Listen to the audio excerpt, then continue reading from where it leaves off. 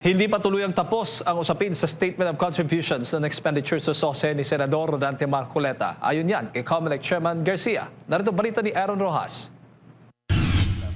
Bagamat nauna ng ibinasura ang imbestigasyon laban kay Senador Rodante Marcoleta, ay nilinaw ngayon ng Commission on Elections na hindi pa dito nagtatapos ang issue. Sa isang panayam, sinabi ni COMELEC Chairman George Garcia na kasalukuyang nakatuon ang pansin sa 3 campaign donors ng senador na nahaharap sa posibleng election offense. Ito'y dahil sa umunoy kabiguang magsumite ng kanilang report of contributions matapos ang eleksyon. Na hindi pa po tapos ang kaso. In fact, sinasabi lang ng PIFAD namin na binigyan ng go signal ng NBank, sige, i-file mo yan sa Law Department and let the Law Department determines talaga bang may probable cause. Ayon sa COMELEC, ang hindi pagsusumite ng report ng contribution ay nananatiling criminal offense at hindi pa nadidecriminalize. Dahil dito, magsisilbing batayan ang reklamong inihain ng Political Finance and Affairs Department o PIFAD para sa preliminary investigation ng Law Department laban sa 3 donors.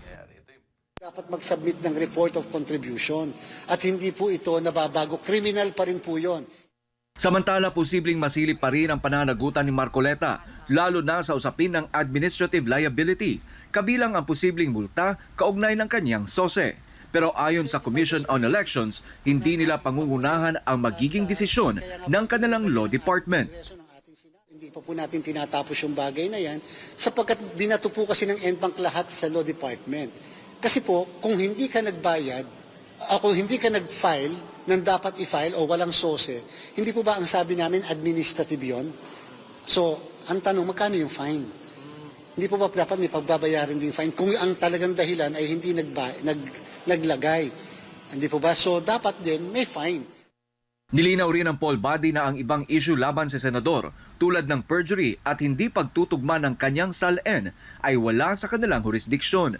Ang mga kasong ito ay dapat ihain anya sa Piskalya at sa Office of the Ombudsman.